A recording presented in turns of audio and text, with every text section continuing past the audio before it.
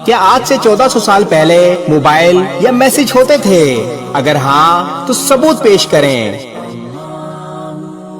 اگر نہیں تو بتائیں یہ کس حدیث میں پڑھ لیا کہ ایک میسج 10 لوگوں کو سینڈ کرنے سے جنت واجب ہوتی ہے؟ یہ کہاں سے سن لیا کہ 15 لوگوں کو میسج بھیجنے سے مراد پوری ہوتی ہے؟ یہ کس کتاب سے پڑھ لیا کہ مہینے کی خبر دینے سے دوزخ کی آگ حرام ہوتی ہے؟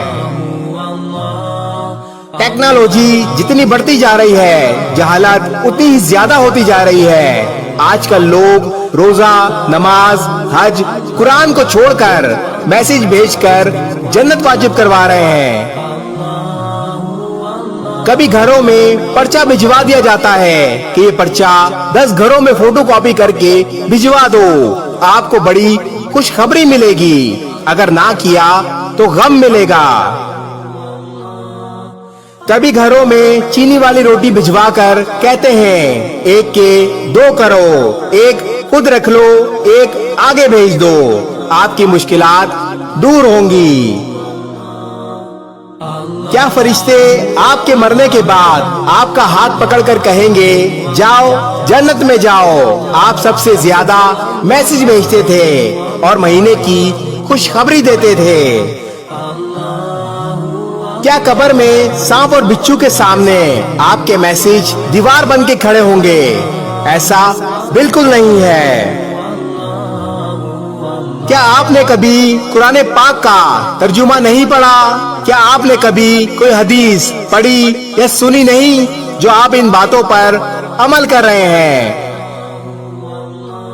ہمارے پیارے نبی صلی اللہ علیہ وآلہ وسلم کا نام لے کر جھوٹی خبر پھیلانا گناہ کبیرہ ہے۔ آپ اس میسج کو وہیں دیکھ کر ڈیلیٹ کر دیں اور گناہ جاریہ کا حصہ نہ بنیں۔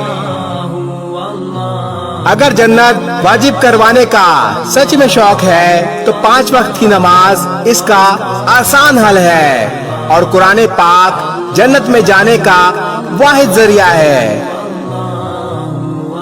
اللہ پاک دنیا کے سبھی مسلمانوں کو ہدایت عطا فرمائے اور اتنی سمجھ عطا فرمائے کہ وہ دین اسلام کا مفہوم صحیح معنوں میں سمجھ سکیں۔ آمین۔ اس ویڈیو کو شیئر ضرور کریں، ہو سکتا ہے آپ کے ایک شیئر سے یہ بات کسی کے دل میں اتر جائے۔